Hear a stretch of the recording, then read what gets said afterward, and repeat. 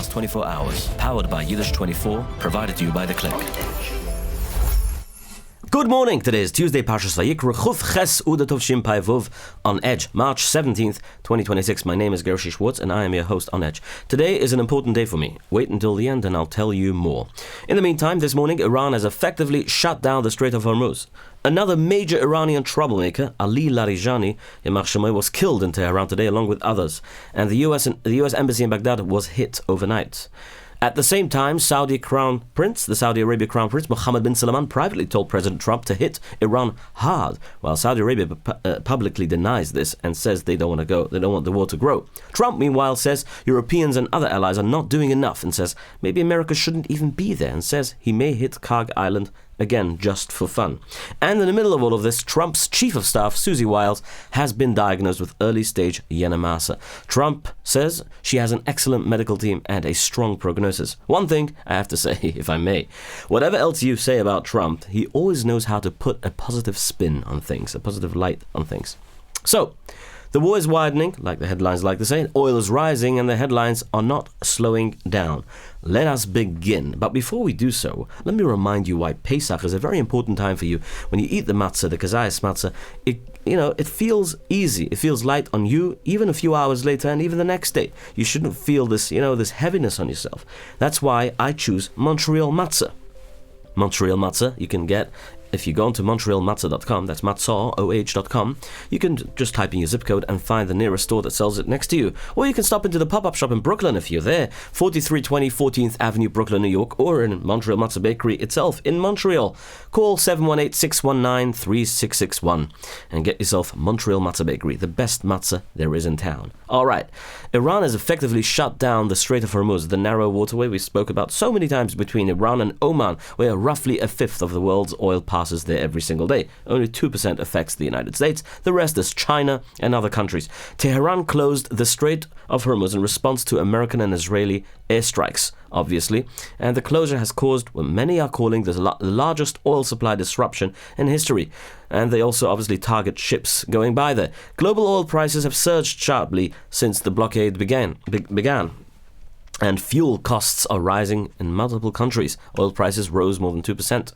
Commercial shipping through the strait has almost completely stopped before the fighting started. About 125 oil tankers used to pass through that strait every single day. Now reports say that the number has dropped and just 3 to 5 ships a day. Iran says it will keep the Strait of Hormuz open for Chinese ships only, but closed to ships it considers enemies.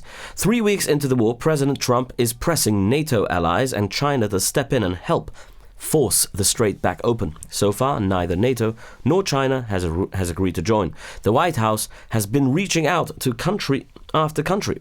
The UK, France, Germany, Italy, Australia, Canada, Gulf states, Jordan, Japan, and South Korea, asking them all to send ships and military help to help escort vessels through that narrow strait in that danger zone. So far, the answer has mostly been no. It's not our war, they say. Germany, Italy, and Japan have already kind of said no to sending naval vessels. The EU's top foreign policy official, Kaja Kallas, says after a meeting of all 27 EU foreign ministers that there is, in her words, no appetite in Europe to join. She added bluntly, this is not Europe's war. Trump spoke Sunday with British Prime Minister Keir Starmer and French President Emmanuel Macron. Trump publicly says that Macron was 8 out of 10 on willingness to help and claimed the UK was already in, but people familiar with the talks described a very different picture. Starmer was said to be open to the idea, but Macron gave no real commitment. On Monday, Trump told reporters that he was greatly disappointed in countries that are still holding back. He warned it would be very bad for NATO's future if allies don't come through. He also said, of the conflict, maybe we shouldn't have been there. President Trump also says the United States will not wait for Europe when it comes to the Strait of Hormuz. He made it very clear that if European countries do not join a security effort there, America can still move ahead. He also said that in some cases, he tests allies on purpose to see how they respond, and added that he has been saying for years that Europe will not be there for America when it matters. In response, the United States is sending more forces to the region. U.S. Central Command is actively targeting threats from Iran to help reopen the waterway. The U.S. military is already hitting Iranian anti-ship positions along the shores of the Strait to weaken Iran's ability to attack the oil tankers that go by. Thousands of U.S. Marines are also being deployed to the Middle East, like we said yesterday, up to 5,000. As officials say, the conflict is not expected to end too soon. The Trump administration is weighing several options, including using U.S. warships to escort tankers, sending American forces to take control of the waterway, or even seizing an Iranian oil platform as pressure. No option has been officially announced yet. A quick update on the Karg Island. That is a small island off Iran's coast, that handles most, I would say 90% of Iran's oil exports. President Trump said Monday he is now considering more strikes there. He warned that if Iran keeps blocking the Strait of Hormuz, he could basically reverse his earlier decision to spare the island's oil facilities. Officials are warning that if the U.S. hits Karg Island harder, Iran could strike back against oil facilities in the nearby Gulf countries, especially Saudi Arabia. Six rockets and at least 5 drones slammed into the U.S. embassy in Baghdad earlier Tuesday morning today, the most intense attack on the compound since the conflict began between the United States and Iran. Some of the drones were intercepted, and others got through and struck their targets directly. One Iraqi militia released drone footage showing one of its aircrafts flying in circles above the embassy compound for at least 2 minutes without being intercepted. The attack came after Abu Ali al-Askari, the spokesperson and security chief of the Iranian-backed Shiite militia, whatever their name is, Hezbollah, was killed in an earlier strike. The Secretary General of Kataib Hezbollah confirmed his death officially. Within roughly an hour of that announcement, militia struck 3 targets at once. The U.S. Embassy, the Al Rashid Hotel in Baghdad, where European diplomatic delegation was staying, and the Victoria military base near Baghdad airport. At the same time, an American aircraft struck a residential building in Baghdad's whatever neighborhood something, killing 6 Iraqis. The strike is believed to have been an assassination attempt targeting senior militia leaderships there in Iraq. The names of those killed have not yet been released, obviously. Following the strikes, the State Department issued an urgent warning telling American citizens in that region to leave Iraq immediately. Israeli forces have expanded ground operations in southern Lebanon, with fighting now active across 15 areas in the south. Division 36 from the army has moved deeper into the region, working alongside Division 91.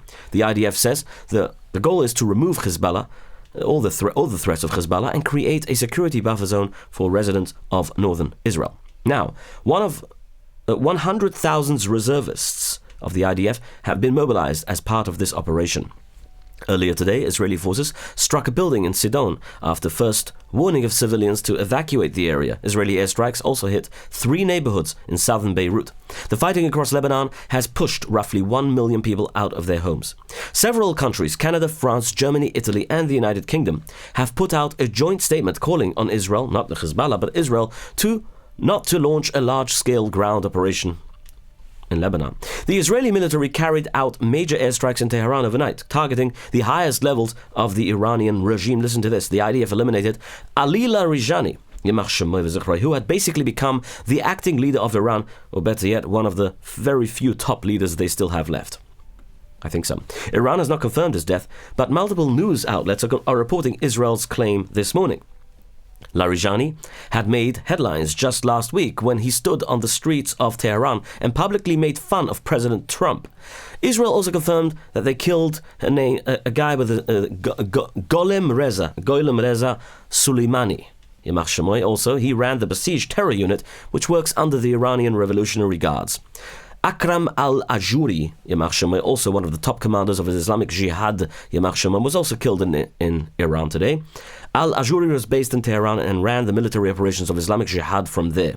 He was considered one of the most senior figures of the organization, the man responsible for planning and directing terrorist attacks against Yidden around the world. Israel has not officially claimed responsibility for this particular strike. Meanwhile, the expected new supreme leader, Mujtaba Hosseini Khamenei, has not been seen in public. Like we said, reports say he is hiding out of fear for his life. On February 28th, Shabbos Zucher, the strike, 30 bombs that killed his father, Ayatollah Ali Khamenei, nearly killed him too. Leaked audio from an Iranian official says Mujtaba has stepped outside into the garden just moments before the strike hit. That decision saved his life. He suffered a leg injury in the attack, but his wife and son were killed in the strike, obviously. Since taking power, Mushtaba has not been seen in public once. Reports say he may have been flown to Russia for medical treatment. Some reports inside Iran claim his leg was amputated. Other rumors about his condition are even more serious. None of this has been confirmed, though. Iran's foreign Minister Abbas Araghchi said, Mushtaba is in perfect health, but he gave no public appearance, so no photo and no proof, he says in his words. President Trump said directly that the United States does not know if Mushtaba Khamenei is dead or alive. Mushtaba is 56 years old and still has not made a single public appearance since becoming the supreme leader. The United States is now offering a $10 million reward for information leading to the arrest of him and other top Iranian leaders. Israel, for its part, pointed out today that they already handed one name on that list, referring to the killing of the above-mentioned leaders at no charge. Let's talk about something that is at no charge.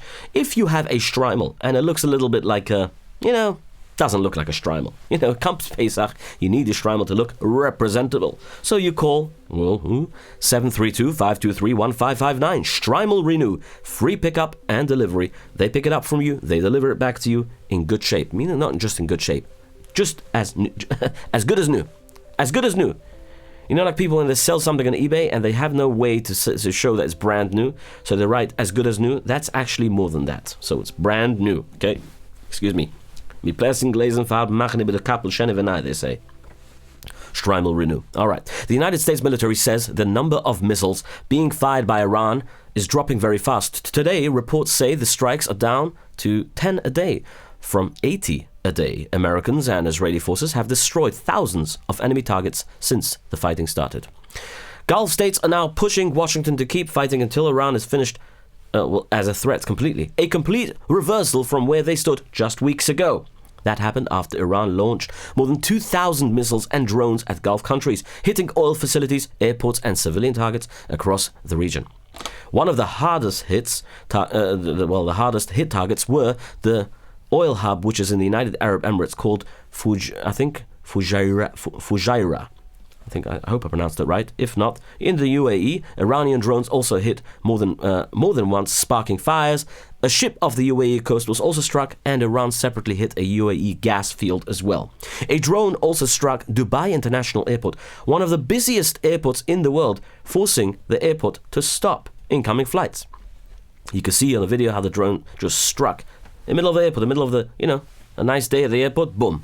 A flight traveling from Edinburgh to Dubai was turned back while over Egypt after the airport closed to the arriving traffic. The airport has since then resumed operations. Iran has also warned civilians in the UAE to stay away from seaports, claiming concerns for their safety. American military command CENTCOM says that the warning is misleading and says Iran has struck Gulf countries more than 300 times in the past 2 weeks alone, with no regard for civilian safety. Now, Gulf states have also turned to Israel for military help. Israeli ambassador to the U.S., Yechiel Leiter says Israel has extended its military expertise to every Gulf country that wants it. Reports say Saudi Crown Prince, like I said in the beginning, Mohammed bin Salman told Trump to, quote, hit the Iranians very hard. Saudi Arabia officially denies this story, saying they do not want a longer war, obviously. But Arab leaders have long seen Iran as their biggest threat, to be honest with you. King Abdullah II of Jordan met with President of the United Arab Emirates, Mohammed bin Zayed. Now listen to this. They met in the UAE on yesterday, to talk about the ongoing war in the Middle East. The leaders strongly criticized recent attacks by Iran on both Jordan and the UAE. The royal court says that the two men made it very clear that Arab countries did not start this war and are not part of it, but they say they are just trying to stop the fighting from spreading across the rest of the region. Direct talks between the United States and Iran are underway. Listen to this. This is interesting. President Trump confirmed that American officials, Steve Witkoff, are speaking with Abbas Araghchi, the foreign minister of Iran. But he said he doubts they're going to come they're truly ready to make even a deal. Even Araghchi said it a few days ago. But listen, you never know what they're talking about. So there's other theories, maybe what's going on. I had a conversation here with Shragi about this. It might be that he's basically part of this whole, Basically, he's working with the United States. You never know. But it's not a conspiracy theory. It's actually a report that I saw, so it's not verified. That's why I'm just not saying it's verified. Don't take my word for it. I don't know. Iran fired rockets directly at Yerushalayim this Monday afternoon yesterday.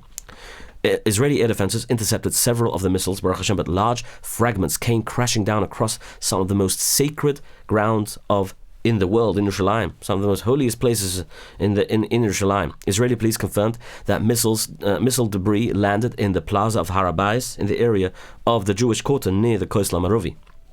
One major moment came when a large piece of Iranian missile shrapnel crashed through the roof of the Biyana Klois in Yerushalayim at HaKodesh and landed inside the main Medrash. Unbelievable. Mamish nissim that nobody was there davening and nobody was in the way. Mamish came through the Medrash, the beautiful Medrash. Have you ever been in Biyana? I've been there several times, so many times. Baruch Hashem, nobody was hurt. Mamish nissim. Because of the damage, the upcoming chasana of the grandchild of the Biyana Rebbe is expected to be moved to a different location. In Nahariya, a Hezbollah rocket struck a residential building. At least 7 people were wounded there, 6 of them from smoke inhalation. Yerushalayim has no shortage of ancient hiding spots, and right now, people are using them. Thousands of buildings in the city do not have safe rooms. When rockets are fired towards Yerushalayim, many residents have nowhere modern, basically, to run. In other words, they have to run to what has been there for centuries, underground vaults, ancient caves that are things, or even holes that are carved into the rocks, into the stones, and storage tunnels from another era, from years ago. Architects are basically letting people in there for safety. Many buildings in older neighborhoods do not meet the current standard for protected rooms, so until better options are built, the ancient city is offering what it always has: stone walls thick enough to matter. Looks like these walls back in the days were so thick that even a ballistic missile can't go through them. In Tzfas, children were photographed holding a piece of Iranian ballistic missile, but later that landed in that area, and people had to come, authorities had to come and get that a huge fuel tank, I guess, from one of those missiles to get rid of it there. It's like this, we're talking about debris falling off rockets and bombs. It's not a joke. You think of interceptions, yes, in the air, but then where do they go? It's pieces. It's huge, big, gigantic pieces. Iranian state TV is openly calling on people across Iran to use an upcoming fire festival to burn figures of President Trump and Prime Minister Benjamin Netanyahu. The festival, known as, I'm not going to pronounce it here, but I think I'm going to pronounce it. It's called Charashabne Shuri, is held the last Tuesday before the Persian New Year. Iranian state media wants to turn those fires into a political statement.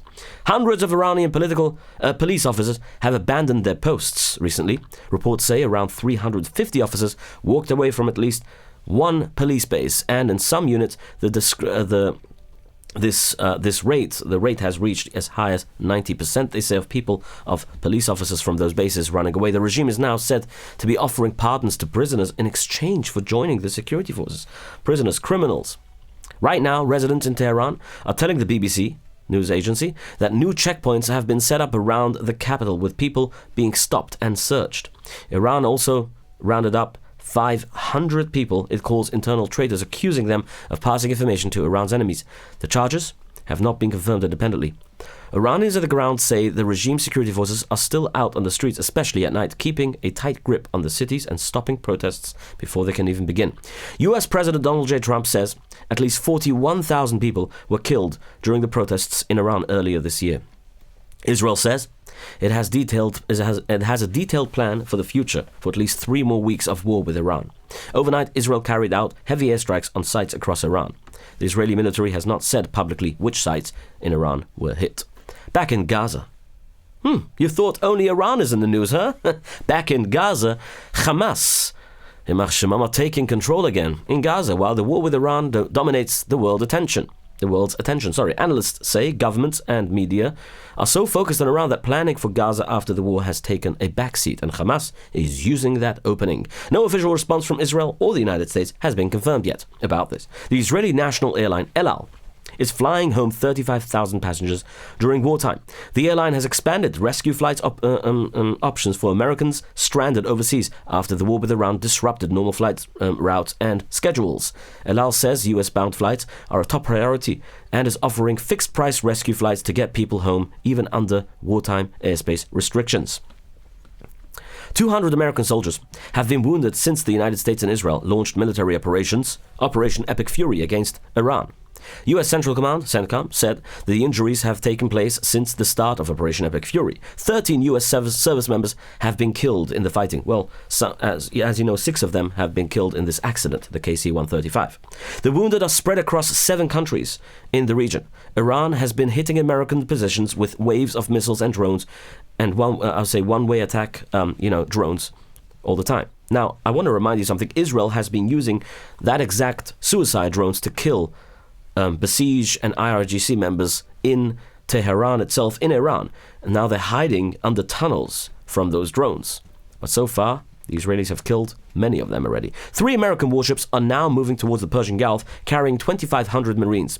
The Pentagon says they are there to protect shipping lanes in the region, but military analysts are warning that trying to force the Strait of Hormuz open by military power would be extremely dangerous. One analyst called it almost suicidal. The Pentagon has not announced any specific operation or timeline.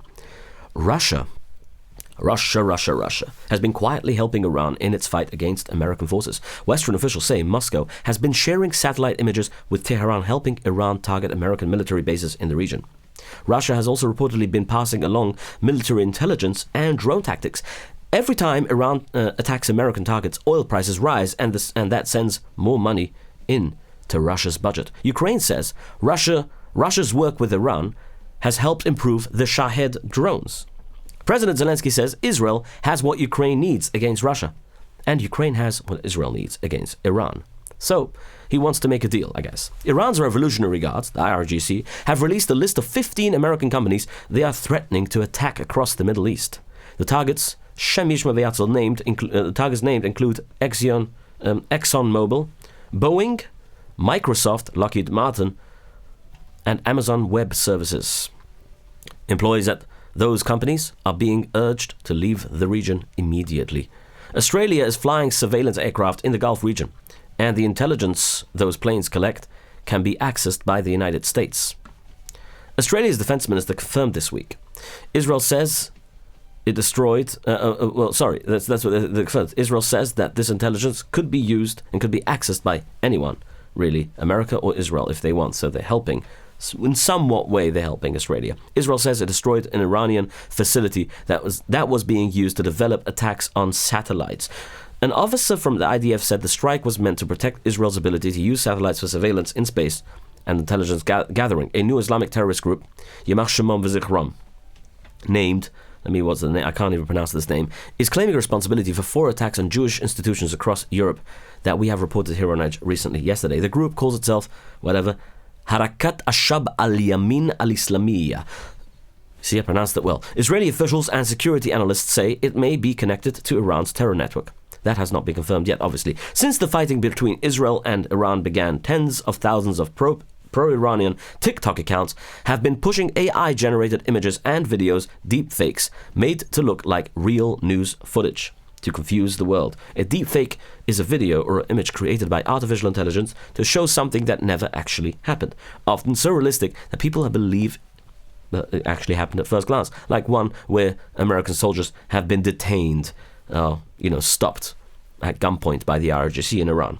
But that never happened because we all know that they're not on the ground there, and we also know that, according to the picture, the lighting is off, and you can obviously tell that's AI generated or even photoshopped. The old-fashioned way, you never know. The videos show destroyed Israeli cities, dead leaders, and military disasters, all fabricated. The goal is to spread panic and confusion among Israelis and among people around the world watching the war unfold. A federal judge has blocked Robert F. Kennedy Jr. from cutting the number of vaccines recommended for children. Judge Brian Murphy ruled that Kennedy's Department of Health and Human Services likely broke normal legal procedure when it replaced the Federal Vaccine Advisory Committee and pushed through changes. Those changes, including dropping the recommendation that all infants, babies receive hepatitis B vaccines, are now on hold. President Donald J. Trump's chief of staff, Susie Wiles, like I began the news today, has been diagnosed with early-stage Yiddish. Trump says she has an excellent medical team and a strong prognosis. Wiles is 68 years old and plans to keep working full-time at the White House while she gets treatment. Trump called her one of the strongest people he knows. 350,000 and 6,000 Syrians, I think Haitians and 6,000 Syrians living in the United States currently could lose their legal protection to stay here.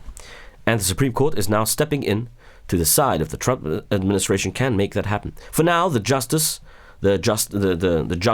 have temporarily blocked all deportations while the case is being moved forward. Trump says he expects to have, in his words, the honor of taking Cuba. Today he said it. He made the comments at the White House today and said that the U.S. would free Cuba after it finishes dealing with Iran. He said he did not explain what taking Cuba would actually mean. At the same time, the U.S. and Cuba have been holding talks aimed at improving relations. The entire island of Cuba has gone dark, by the way. The Cuban government confirmed the complete collapse of the country's electrical grid. The government says it is investigating the cause. No timeline has been given for when power will be restored. This comes after U.S. oil blockade added new pressure to Cuba's already fragile power system. Trump's planned summit with Chinese President Xi Jinping is being pushed back by about a month. Trump said the war, though he was meant to meet him one of those days now, Trump said the war is the reason he wants to stay in Washington. He had already made clear that the trip could be delayed if China did not help now reopen the Strait of Hormuz. J.D. Vance is pushing back on reports that he and President Trump are divided over Iran operations. Standing next to Trump, J.D. Vance said that the media is trying to drive a wedge between them and made clear he fully supports the president on Operation Epic Fury. President Trump signed an order yesterday creating a new government task force to fight fraud, and Vice President J.D. Vance will chair it. Top Democrats in Congress are asking the Justice Department to investigate former Homeland Security Secretary Kristi Noem. She's already former for perjury. She sent a letter to Attorney General Pam Bondi. They sent a letter to Attorney General Pam Bondi claiming Noem lied under oath during recent hearings. The lawmakers say she gave false statements about $220 million advertising campaign that she made. Reports say the Justice Department will likely ignore the request. Chuck Schumer is calling the Save America Act one of the most despicable pieces of legislation he has ever seen. This is, you know what this is? This is basically that only citizens are allowed to vote with voter ID, right?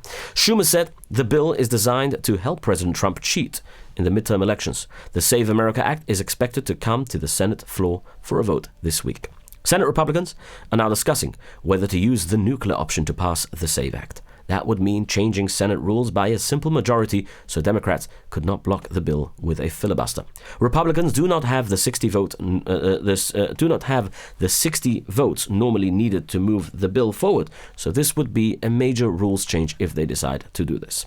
Trump is threatening to arrest journalists over their coverage of military strikes on Iran. In a post Sunday evening, Trump strongly criticized media outlets he says are publishing false information about the war and is threatening them to charge reporters with treason. This comes alongside threats from the FCC chairman Brendan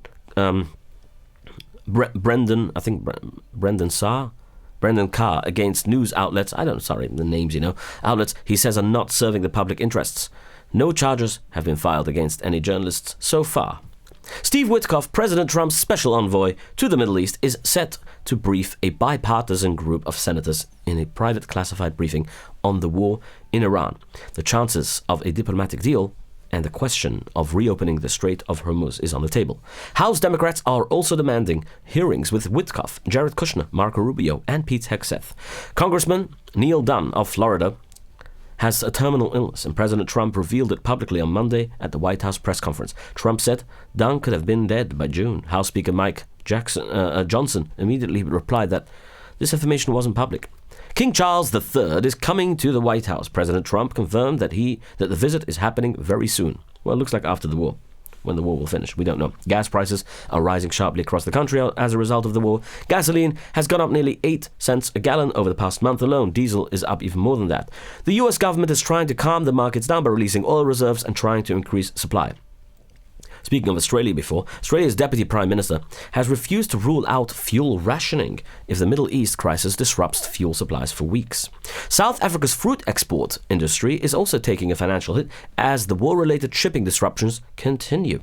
400 people are dead after a massive strike hit a drug rehabilitation center in Kabul, Afghanistan, on Monday night. Another 250 people were wounded. Afghanistan's Taliban government is blaming Pakistan's military. Pakistan is denying it. Well, we all know that Pakistan and Afghanistan are officially at war. Afghan officials say most of the victims were patients receiving treatment for drug addiction. At least 23 people were killed and more than 100 others were wounded after multiple explosions in Nigeria. Police say the blasts were carried out by suspected suicide bombers. Zelensky is in London today. We spoke about it before, to sign a new defence agreement with British Prime Minister Keir Starmer. They're drinking tea together. The agreement is designed to connect Ukraine's battlefield experience with Britain's weapons manufacturing industry. British Airways, speaking of Britain, has cancelled all flights to Dubai throughout the end of May and has also suspended flights to Amman, Bahrain and Tel Aviv until after May 31st. Yesterday we reported that Chinese military aircraft are back flying near Taiwan after 2 weeks' pause. Taiwan's defense ministry says it has resumed tracking the activity. Also, we did mention that Kim Jong-un stood next to his daughter during a rocket launch yesterday over the weekend. We spoke about it and threatened the United States and South Korea, saying they will soon understand, in his words, the destructive power of a tactical nuclear weapon. Belgium is sending its military to protect schools and Jewish institutions across the country after bomb attacks on Jewish buildings in Liège, Rotterdam and Amsterdam. At the same time, Ambassador Rebbe Yehuda Kaplan has arrived to Brussels to meet with Jewish leaders and European ambassadors about the rise in anti-Semitism. Speaking of anti-Semitism, New York City Mayor Zohran Mamdani met Monday with representatives from the Hasidische Kehillas, communities in Borough Park and Williamsburg and local chesed organizations. The meeting focused on childcare vouchers, obviously, and housing crisis, and as well the rise of anti-Semitism. Pennsylvania Governor Josh Shapiro's office announced security grants for religious centers across the state, with schools and Jewish centers set to receive $1.7 million for protection. In interesting news, a letter written by President Harry Truman in 1947 has resurfaced, and its content are deeply disturbing. In the letter, Truman wrote that the Jews were, in his words, very self-serving, and claimed that if Jews gained enough power, they would be, in quotes, no better than Stalin or Hitler, he wrote. The letter had been sitting in the National Archives until it was released by WikiLeaks. Someone set fire to a shul in Ramla, Israel, which is in Israel, while residents were rushing to the bomb shelters during a missile alert on Motzei Shabbos. Firefighters pulled out all 5 Sefer Torah before the flames spread, but the Hakol Bakol suffered severe damage and many frum were destroyed in the fire. Police first thought the fire may have been caused by a missile shrapnel, but after a full investigation, they confirmed it was actually arson. Unbelievable. A security guard working for Congresswoman Jasmine Crockett was shot and killed last week in a standoff with Dallas SWAT team, and it later came out that he was a wanted fugitive along with criminal history. Crockett identified him as Damon Robinson, though she said she had known him for years under a different name. Reports say he had been under federal investigation and previously been accused of impersonating a police officer. Crockett said her office followed the proper hiring process, but acknowledged there was some gaps that allowed him to stay on her security team for years without his full background being uncovered. A massive storm system has been tearing across the United States since Sunday, and it is still not done. 200 million Americans have been in its path. Starting in the middle of the country, we already reported it, and going east, the storm has brought tornadoes, blizzards, severe thunderstorms, and powerful winds all at the same time. Some areas even saw triple-digit heat, while others were buried in snow. By Tuesday, the East Coast was getting hit with tornado warnings and severe weather alerts. Hundreds of thousands of people have lost power and more than 12,500 flights were delayed or cancelled. Well, the war and the weather. Let's talk about Protobyte. 347-354-1237. You know, when you need to design your software for your business, you call the right place. Protobyte, Proto-BYTE. Go check out what they do, what they know, what they can do for you. And maybe you'll be very, very lucky one day. Kliger. If you want to combine all your communications in one place, one inbox for all, call Kliger. Go on to Kliger.com. They offer way more services in that aspect. 845-335-3343 or Kliger.com. If you want to borrow some money, well, Wise Capital Group for investment. They say yes. 718-831-2168. And if you want to take a taxi, Arrive Express here in Rockland County, or in Monroe, 845-622-1111, 845-254-1111. Today is the yahrzeit of my grandfather, Menachem Gershon ben Mechul HaKohen, Mechul Takai. It is Chuf Aleph Uda, and he passed away in Tufshin Lamed. My grandfather was a man who lived through unimaginable pain, but chose to build a life of resilience and pure faith. During the Holocaust, he lost almost everything. His first wife, Malka Hashem Yikadomen, and 5 of their children were murdered in Auschwitz by the Nazis in May of 1944. Another daughter of his, Sora, passed away in Sweden right after the liberation. His parents, Reb Mechul of Takai, who was the Rov of Takai, and his wife Pearl, were also murdered by the Nazis as Hashem Yikadomen. Despite the darkness, he refused to give up. He remarried in 1947 to my grandmother, Sarah Chava, and moved to the United States and helped rebuild a family there. He lived in Williamsburg and then in New Square before he passed away in 1970, at the age of 67. Anyone who knew him, well, he was a Ish Tom V'Yusha, a perfect and upright Yid. He was famous for his tireless work for the poor, literally walking door to door to collect tzedukah. He was always doing things. He was an asken, doing a lot for Yidden around the world and everywhere. Always giving with a wide hand and a full heart. Again, in dedication to English, Menachem Gershon ben Mechul HaKohen. All right. It's Lachar Kultiv. Thank you so much for listening, and we'll see each other again next time. Your daily report of the news of the last 24 hours, powered by Yiddish24, provided to you by The Click.